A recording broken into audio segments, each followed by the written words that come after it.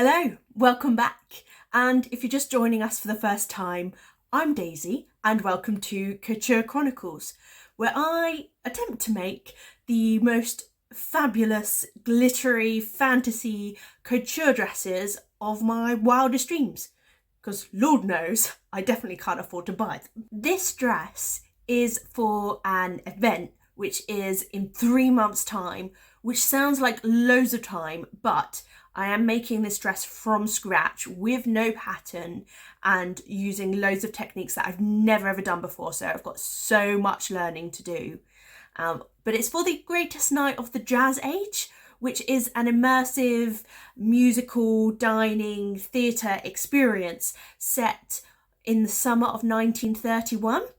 Now, it's not going to be a historically accurate dress. For all of you lovely fashion history buffs out there, sorry, it's not going to be accurate.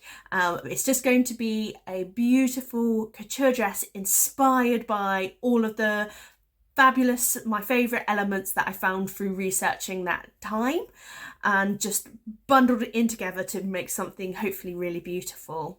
If you haven't already, check out episode 1, where I get lost in the depths of Pinterest searching for inspiration and also put pencil to paper to design the dress I'm actually going to attempt to create.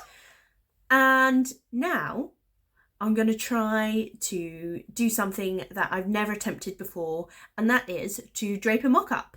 So, if you're ready, let's dive into episode number 2.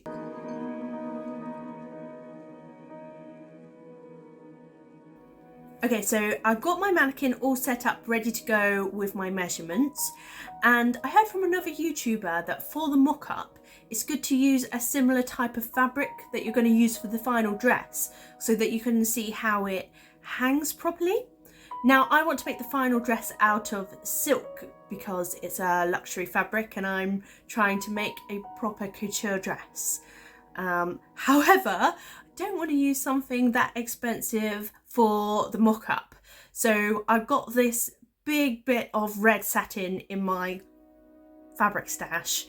Now, before anyone goes, oh my god, Daisy, why are you using satin for your mock-up? Don't fret, it is actually an old fitted bedsheet. So, recycling. Okay, so here I am laying the bedsheet out on my dining room table. I've got to be completely honest, I was so excited to start that I've already cut out a couple of the pieces and I'm just floofing this for your benefit to make it look like I'm starting from the beginning. But I have already started, and the next piece I needed to cut out was a really tiny diamond shape, and I thought it was stupid to cut it out of the big bulk of fabric just so I could pretend to be starting again. So I've turned it back around and I'm now cutting out the little diamond shape, just diving straight in, cutting it from freehand. Also, I'm completely using the wrong scissors for this job. They are really heavy duty leather scissors, if you can't tell from the video, and I'm struggling quite a bit with it. Oh yeah, and then I decided to fold it over and cut along the lines that I'd already cut. It's a couture technique, right? As you can imagine, it came out super wonky, and I decided I needed to do it again, but this time properly and actually measure it out.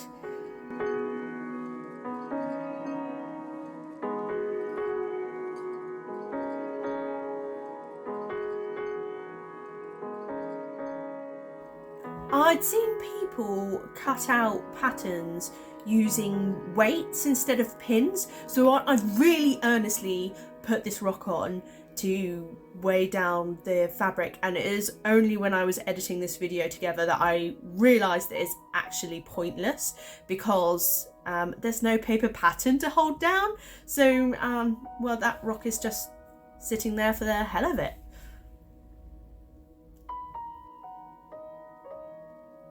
Yeah, and they're the two diamonds together, see, big difference. Do it properly the first time.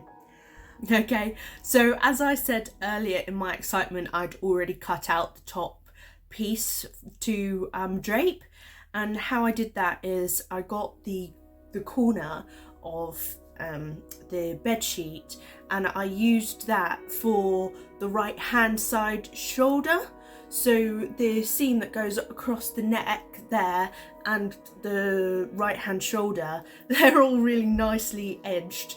And then I kind of just pinned and draped something which I think looked nice, and then I just hunked off the rest of the fabric to get a rough pattern piece. So now I'm just re-draping it back onto the mannequin, and I'm really struggling to get the pleats to sit nice. And also the left hand side, we've got all the pleats gathering in that corner. I really struggled to get that to sit, as you can see. I'm having to redo it loads of times just to try and get it to work. But this is why we figure it out before we do it with the actual material, so we don't waste any. Okay, so here I've got the front geometric piece, and what I've done is I've got one long rectangular piece of fabric, and I put 2 slits in the side, and I'm pinning those 2 slits roughly where I think my waist is.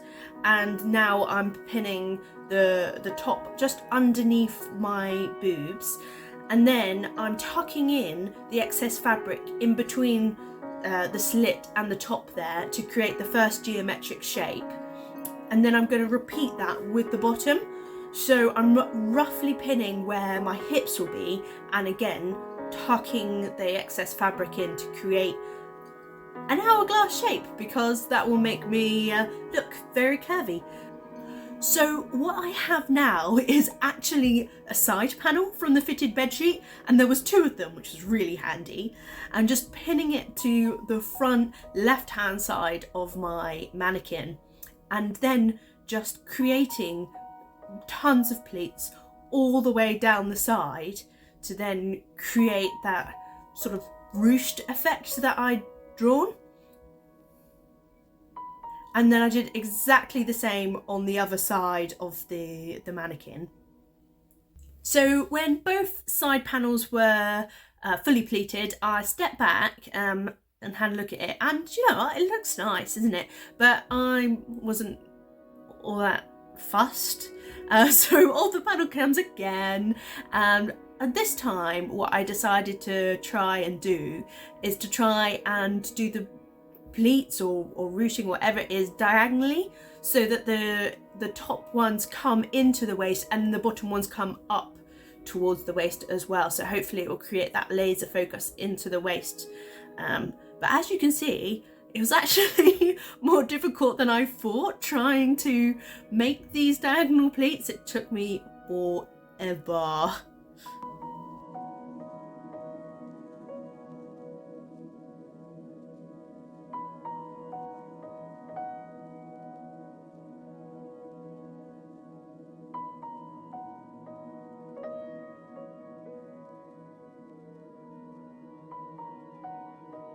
But we're finally done.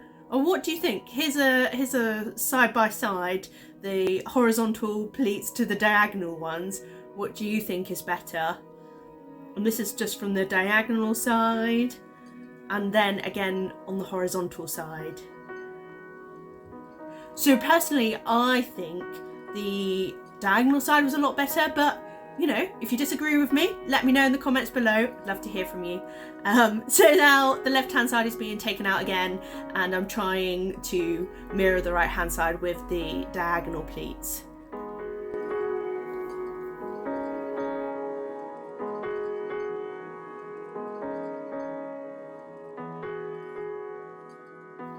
And that's it, both diagonal sides are done now, and I think it's looking gorgeous. Definitely much happier with the diagonal ones, so I think I'm going to stick with that. Sorry for anyone who said horizontal. Okay, so this is how I've draped the back. I am especially loving how great the mannequin's bum looks with these drapes. I think it's looking really gorgeous. However, looking at it from the side, you can probably see the problem we have, and that is getting the pleats to match up with the front and back section. And I think especially with these sort of bum drapes, it's going to be really hard for that not to look rubbish with a side seam. So I've taken it off again. Okay, I was thoroughly patterned out at that point, so I decided to sleep on that problem, which is great because the next day I came back and decided that I'd use that giant bit of fabric, which I didn't cut the tiny diamond into, and I used that to create one pattern piece that would cover both the front and the back. So here I am using the corner of that piece of fabric and putting that under the armpit, and now draping that out both sides. And I've got, again, that nice sort of diagonal ruching going on, but what I think is great about having just this one piece is that those hip swags I think look gorgeous, so I'm really happy with that.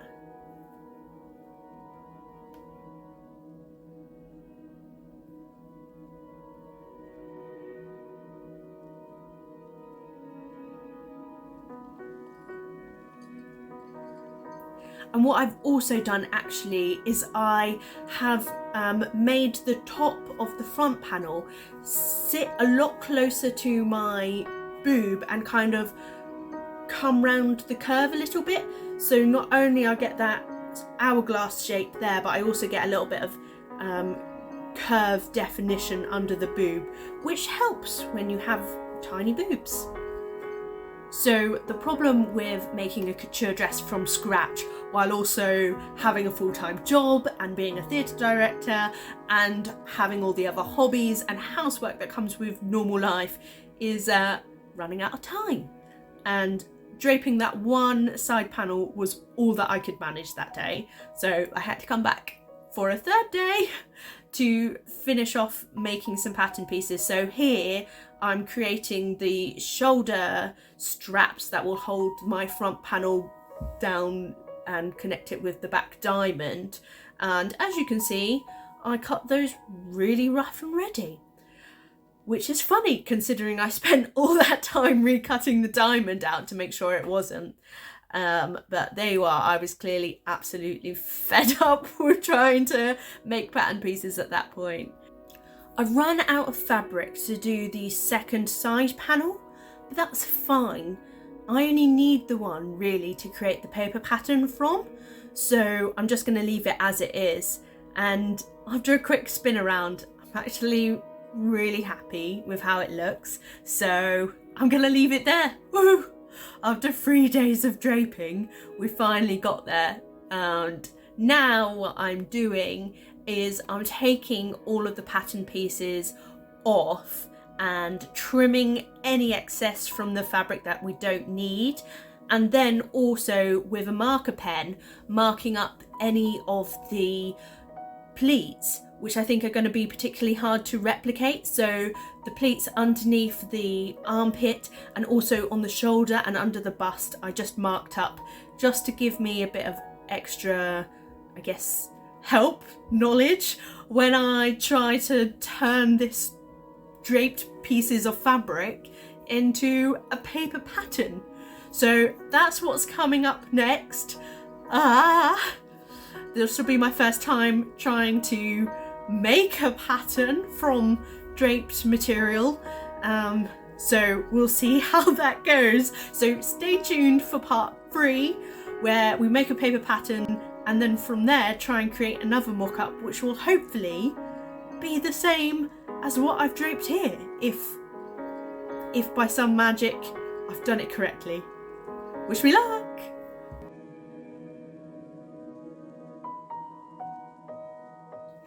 So this dress, that one,